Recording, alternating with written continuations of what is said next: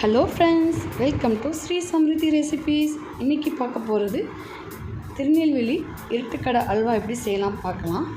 வாங்க வீடியோக்குள்ளே போகலாம்.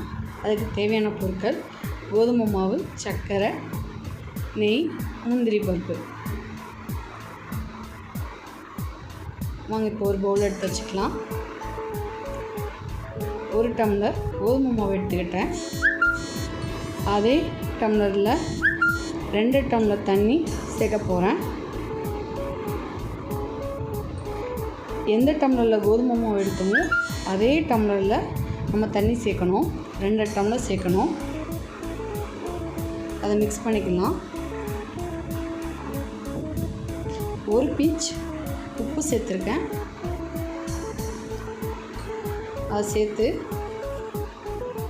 மிக்ஸ் பண்ணி விடுங்க. தண்ணி எக்ஸ்ட்ராலாம் நம்ம சேர்க்கக்கூடாது. அதே 2 டம்ளர் தண்ணி தான் நம்ம சேர்க்கணும். அடுப்பை பற்ற வச்சு கடாய் வச்சுக்கலாம். கடாய் சூடாயிடுச்சு. இப்போது நெய் சேர்த்துக்கலாம். நெய் உருகுனதும்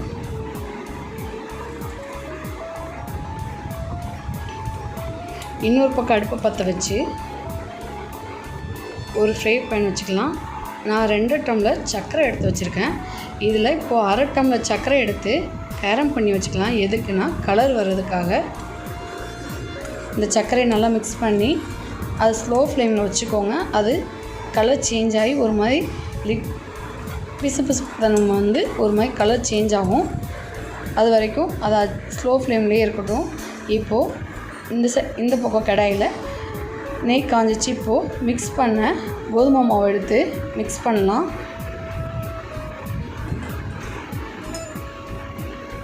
நல்லா மிக்ஸ் பண்ணி விடுங்க.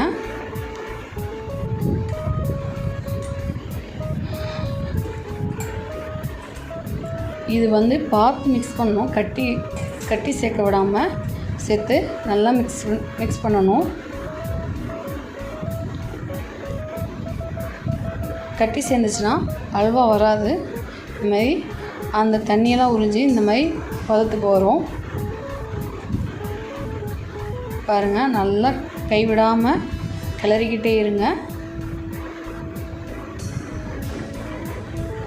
1 டம்ளர் நெய் எடுத்து வச்சுருந்தேன்ல, அதில் கொஞ்சம் கொஞ்சமாக எடுத்து இது கூட சேர்த்து அப்பப்போ கிளறி விடணும். இப்போ கொஞ்சம் சேர்த்துருக்கேன். அதை சேர்த்து நல்லா மிக்ஸ் பண்ணி விடுங்க.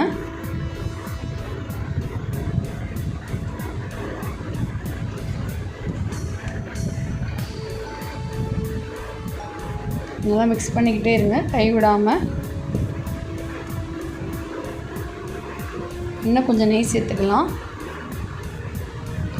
நல்லா மிக்ஸ் பண்ணி விடுங்க. அதையும் சேர்த்து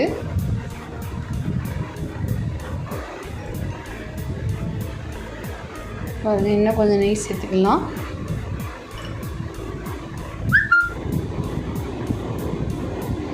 இந்த மாதிரி நெய் சேர்த்து கிளறிக்கிட்டே இருந்தால் தான் கட்டி இல்லாமல் வரும். நல்லா ஒரு அல்வா பதத்துக்கு வரும். ஈஸியாக ஸ்லோவமாக செய்யக்கூடிய ஒரு ரெசிபி இது. ஒரு 20 மினிட்ஸ் ஆகும் இது செய்கிறதுக்கு. பாருங்கள், இப்போ சர்க்கரை கலர் சேஞ்ச் ஆகிடுச்சு. அதையும் சேர்த்து அந்த கோதுமை மாவு கூட மிக்ஸ் பண்ணி விடுங்க. நல்லா மிக்ஸ் பண்ணி விடுங்க, கைவிடாமல்.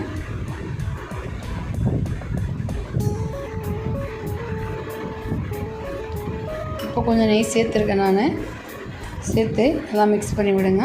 பாருங்கள், அது கலரும் சேஞ்ச் ஆகி நல்லா கொதிக்குது. அப்பப்போ கொஞ்சம் நெய் விட்டு சேர்த்துக்கிட்டே இருங்க.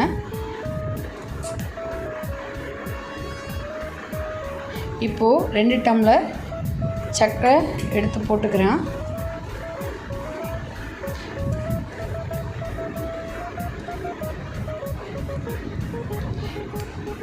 நல்லா கைவிடாமல் கிளறி விடுங்க. பாருங்கள், கலர் சேஞ்ச் ஆகி அழகாக வந்திருக்கு. நல்லா கிளறிக்கிட்டே இருங்க.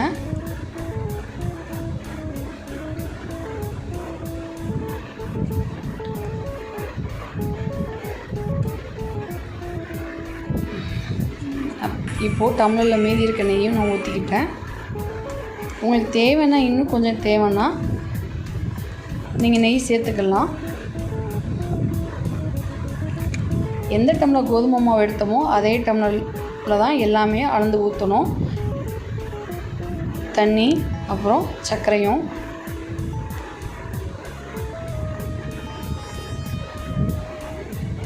இப்போ ஒரு ஸ்பூன் நான் ஊற்றிருக்கேன். இதையும் சேர்த்து நல்லா மிக்ஸ் பண்ணி விடுங்க. எங்கள் வீடியோ பார்த்துட்டு பிடிச்சிருந்தா லைக் பண்ணுங்கள், ஷேர் பண்ணுங்கள், மறக்காமல் சப்ஸ்கிரைப் பண்ணுங்கள், பெல் லிங்கை கிளிக் பண்ணுங்கள். முந்திரி பருப்பு எடுத்து வச்சுருந்தாலும் அதை வந்து நெய்யில் வறுத்து எடுத்து வச்சுக்கோங்க.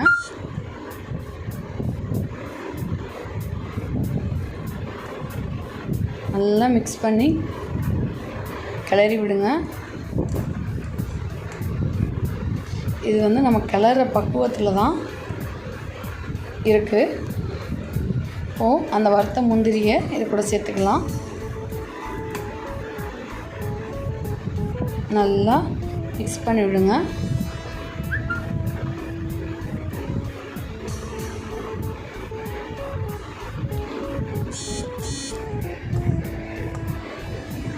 பாருங்க, சூப்பராக ஒரு அல்வா ரெடி ஆயிடுச்சு. நான் நெய் இருக்கிற நெய் அந்த டம்ளரில் உருக்கி ஊற்றிட்டுருக்கேன். நல்லா சேர்த்து மிக்ஸ் பண்ணிவிட்டு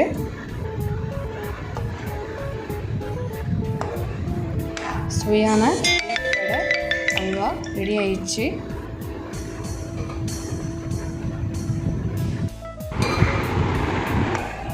பாருங்கள், இந்த மாதிரி வந்த உடனே அடுப்பு ஆஃப் பண்ணிடுங்க. அந்த ஹீட்லேயே இந்த மாதிரி வந்துடும். ஆறுனோடனேவும் பாருங்கள், நல்லா சுவையான அல்வா ரெடி ஆயிடுச்சு. பார்க்கவே அந்த நெய்யெல்லாம் பிரிஞ்சு அழகாக தெரியுது பார்த்தீங்களா?